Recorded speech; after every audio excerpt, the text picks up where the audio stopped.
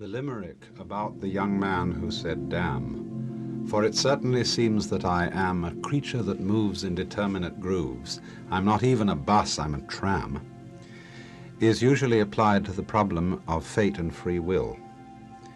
But it seems to me that it's equally applicable to another question, which is what I might call the problem of searching for a basis for ethical behavior.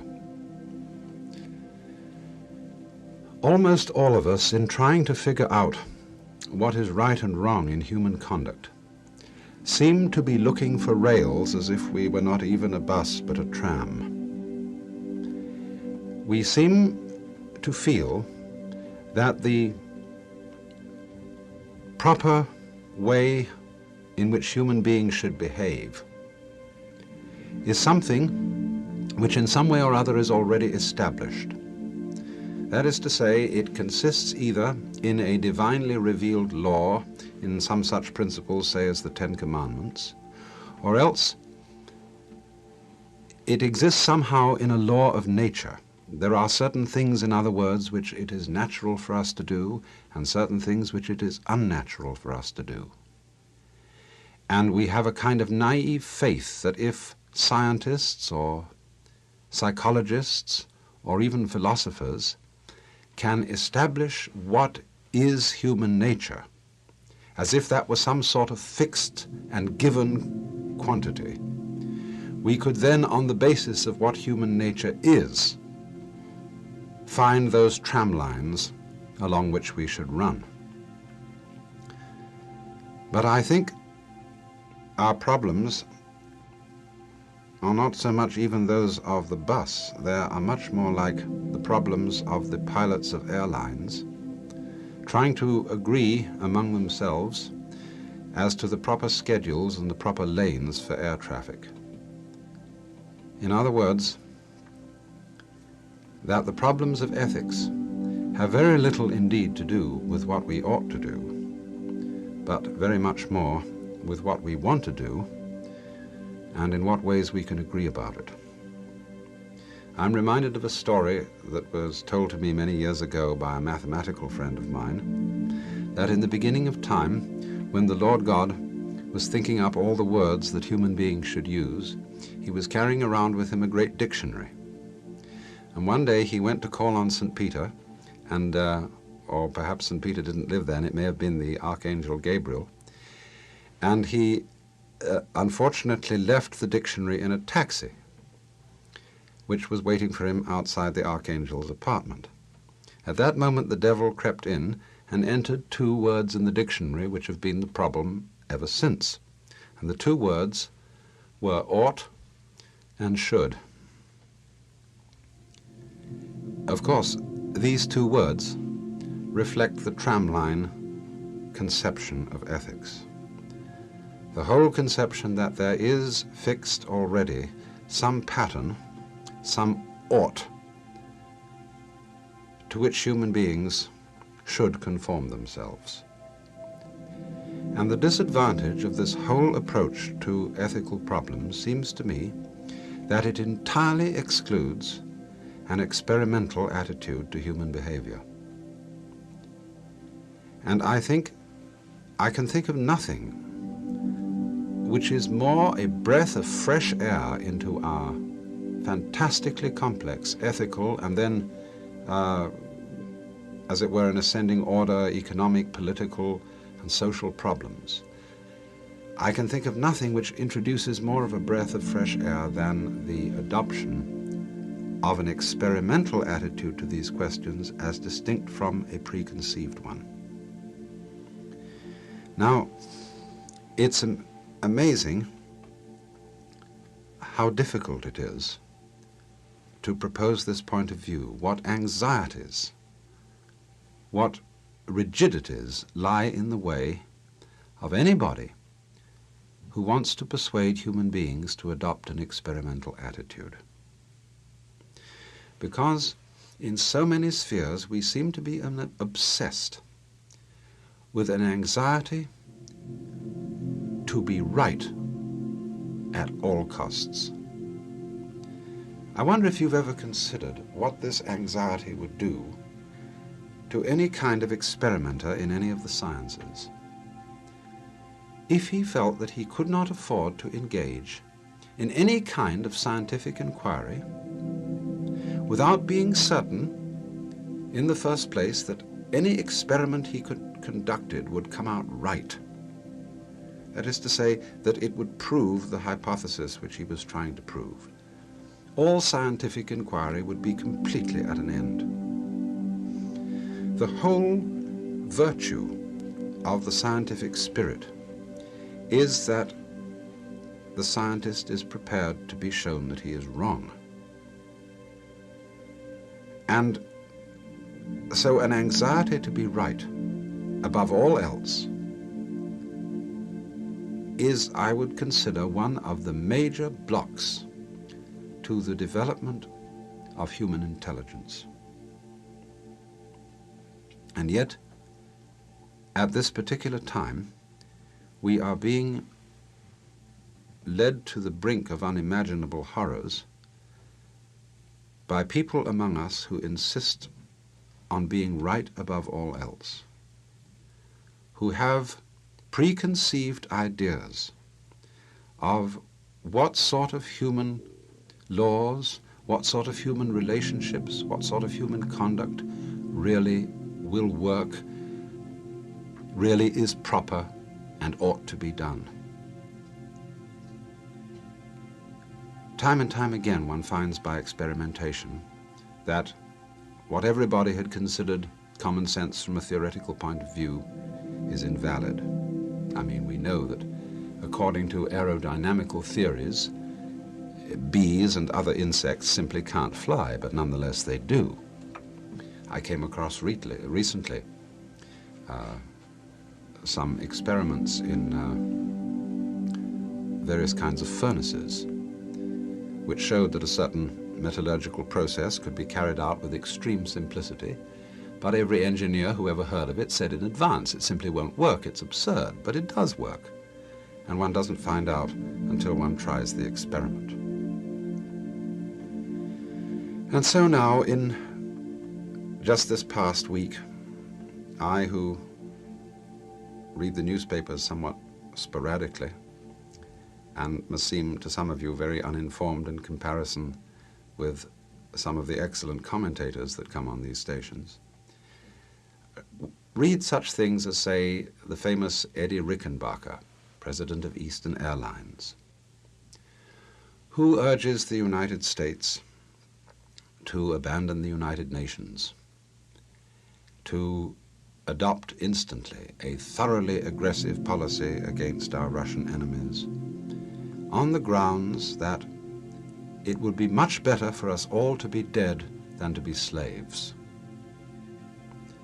And so in the same vein, I read just the other day an editorial in the Chicago Tribune about Mr. Kennedy's foreign policy, where it said that Mr. Kennedy is urging us to settle down to a long, long Cold War in which there will be small gains here, small losses there, all kinds of indecision, all kinds of back and forth negotiation, but in which nothing will be settled for a long, long time to come. And the editorial commented, "This is not the kind of spineless attitude that Americans will stand for.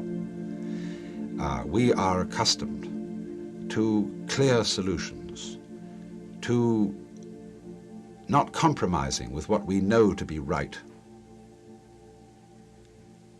And it seems to me that it isn't a question that these people would rather be dead than red. It is that they would rather be dead than wrong.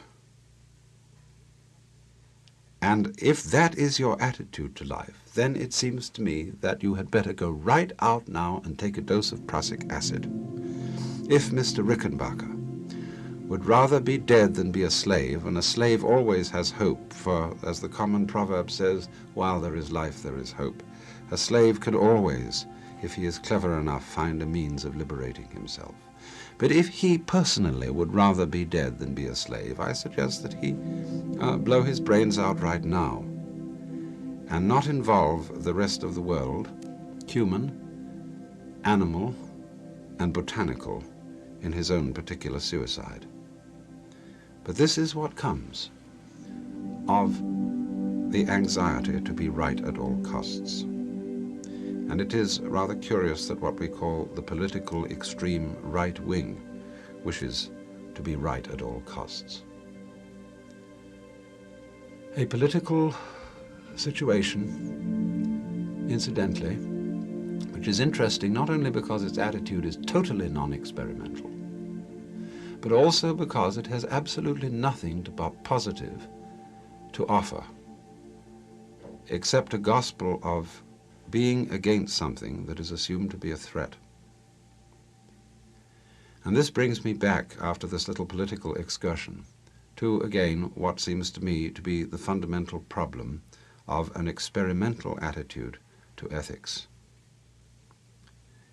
There's an old saying that where there is no vision, the people perish. And I must say that as I read all kinds of journals, philosophical, political, psychological, historical, and so on, all kinds of publications and communications through the mass media, both from the United States and Britain, and to a rather lesser extent, Europe and Asia, I'm increasingly depressed by the fact that nobody has anything to say about the development of human life, except what means we can take to avoid a ghastly and terrible doom. There seems to be no other vision at all in any important quarter. Nowadays, a person who has the naivete, it would seem, to try and think out what human life might be like, not in some sort of strange paradise of the science fiction novel, but what human life could be like with the technical abilities that we have available right now. Anybody who seems to talk and think in this way is simply dismissed as a utopian and an idle dreamer. It no longer seems to be political or economic realism, it's not social realism of any kind, to think out practically and in detail what kind of world we might have. And I think this is one of the most disturbing factors in the whole picture. And here I do not even speak as a progressive Westerner, as distinct from some sort of acceptance of life as it is Easterner. All men in all times, when they set about to do anything, had a conception in their minds in the first place of what they wanted, and then set out to get it. We don't seem to have this conception in our minds at all. We don't seem to know what we want. We even seem to be ashamed of admitting that there is something that we want, because we are committed to the proposition that that what we want we won't get. It reminds me of an incident in London many years ago, of a Cockney mother with a little girl passing by a street vendor who was selling little paper windmills. And she pointed at one of them and said to the child, "Do you want it? Well, you can't have it." But I think one might rather say, be careful of what you desire. You may get it. And I cannot think in this time of any more kind of practical realism than to desire and to be careful of what we desire. Both. To try again to formulate a vision of what human life could be with the technical powers that we now have available.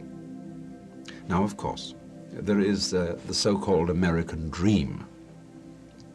There is life as it might be in the advertisements, in Better Homes and Gardens, in Sunset Magazine, and in all this glamorous display of everybody happily living in gadget-infested homes. But, of course, one of the problems of this vision is it isn't thought out. This is the moral of the saying, be careful of what you desire. It's so easy to think of what you desire in very vague terms. And the result is, of course, when it's fulfilled, a very vague object. It's like, as I've often said, and as Dr. Hayakawa often says, that our automobiles, which are one of the great prestige symbols of what we ought to desire, haven't been thought through. They've only been thought through so far as the shiny, apparently streamlined surface is concerned. The food that we can buy in such vast quantities hasn't been thought through. It looks all right, but it's amazingly tasteless and lacking in nutritive value.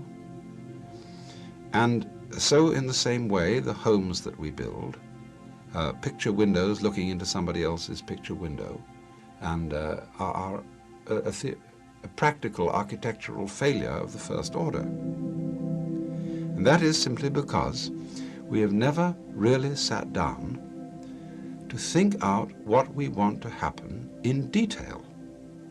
And not only sit down to think it out, but to try experiments and see what will work.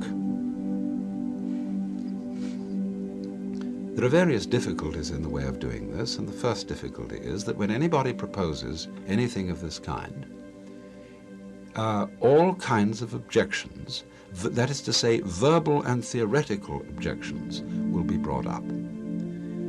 People will say, well, you can't do that, because something like it was tried several years ago and that didn't work out. But of course, several years ago are not the same time and the same place as today. And in other words, the thinker in our culture is to, the intellectual in our culture, is to such a large extent a critic, a demolisher of proposals, that he can't think of anything that he himself would propose. He wouldn't dare do such a thing. He's like so many academicians who daren't engage upon any substantial and major work of scholarship because they're terrified of being utterly condemned in an obscure footnote upon some small detail of error. And the second problem is, of course, the unwillingness to believe that human life could really be a rather beautiful and fantastically delightful affair. This is, I think, even more true of Western man than it is of Eastern man. We seem to have, I think, in our culture a greater degree of ingrained masochism, of the feeling that when we are enjoying ourselves there must be something morally wrong with us, of the feeling that when we discover that something that we really want to do is fulfilled rather easily, a gnawing sense that somewhere or other we must have made a mistake, and that we ought not to be so well off as we are. I suppose this goes back to our age-old sense of original sin, our fundamental mistrust in our own desires and in our own decisions, as if they were something different from ourselves, as if they were, as it were, devils or strange spirits inhabiting our organisms and tempting us. It is curious, isn't it, that we look upon our desires very often as temptations, indicating they are something other than us, they are something there to beguile us.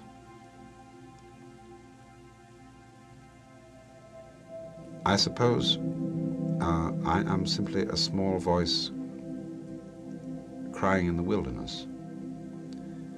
and that it may be too late to advocate against this insane clamor for national suicide with honor, which of course also means world suicide with honor, I presume. Isn't it interesting that I suppose many of the people who clamor for this sort of thing call themselves Christians and believe in an afterlife where they will be justified and where they will be able to turn round to all their beastly opponents and say, "I told you so." Watch out, this is something deeply ingrained in the psychology of the suicide. Even the ordinary, low-down sort of a wretched, neurotic suicide, who hasn't got any religious principles, who doesn't believe in any afterlife, but he does believe in an afterlife in this sense, that after he's jumped off the bridge or blown his brains out, he can imagine his relatives and his friends saying, "Oh dear, how wretched it was of us to treat him so badly." And I suppose in the moment of taking the fatal step, he imagines how they will regret what they've done to him and solace himself with that. And it's not a far cry from that. From the people who would destroy this world in the name of a fantasy of some life beyond death in which the Lord God will pat them on the back and say, "Well, you did the right thing, you stood by the right cause, and certainly your enemies were all wrong." If that's the kind of heaven those people expect, if they expect the Lord God to have a big account book in which he adds up all the rights and wrongs and praises the people who did right and gives a long, long lecture and perhaps many tortures in eternal subterranean dungeons for those who've done wrong, such a Lord God is not worth any human being's reverence.